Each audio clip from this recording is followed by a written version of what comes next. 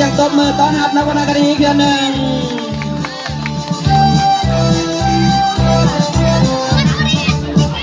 หลายสิบปีที่ทำเพื่อให้เข้มแข็งให้กลุ่มสีแดงแห่งแปลวไฟปฏิวัตินำพาความสนหลุดพ้นจากความเป็นทาสต่อสู่มูซาปฏิวัติวัดคอยสร้างดาวเกียรติศักดิ์ศรีของทักษณามนตรภาษาเลิศทูลมูซาฮักเจ้าฮักคือความหวังคือพลังของปวงชน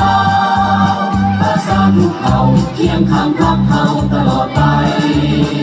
หลายสิบปีที่ปลดปล่อยประเทศชาติด้วยความฉลาดนำภาษาก้าวไกลปกปักรักษาพัฒนาและบอกใหม่จะเดินสีวิไลกองเสียสัตว์มนทองยิ้วใส่กองเสียขอเสียงตบมือเป็นจังหวะให้กับนักวรรณคดีนะเนาะมันเป็นเรื่องยาวคู่สัตว์ลาวคู่ฟ้าพักทุกมันยืนวัฒนาพักคือแก้วตาคือแสงไฟคือดวงใจของปวงชน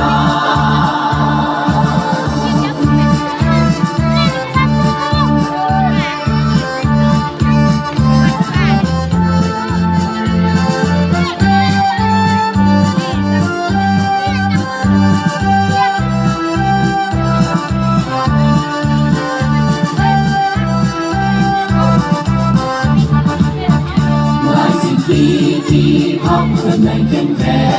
งไปกลุ่มสีแดงแห่งแปลวไฟปฏิวัติมันพาความสนหลุดพ้นจากความเป็นทาสต่อสู่มูซาปฏิวัติวัดคอยสร้างดาวเกียรติศักดิ์ศรีของทักษณามนตรภาษาเลิศทูลมูซาฮักเจ้าฮักคือความหวังคือพลังของปวงชนภาษาลูกเขาเคียงข้างพักเขาตลอดไป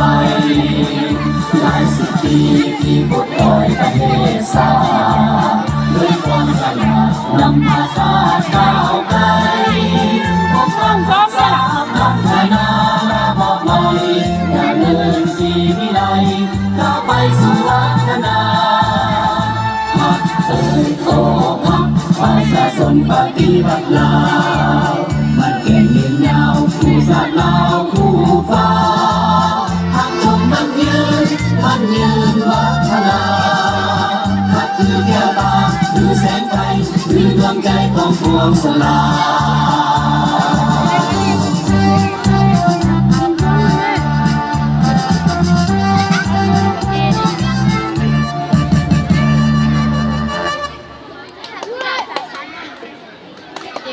เป็นจังได้งามบ่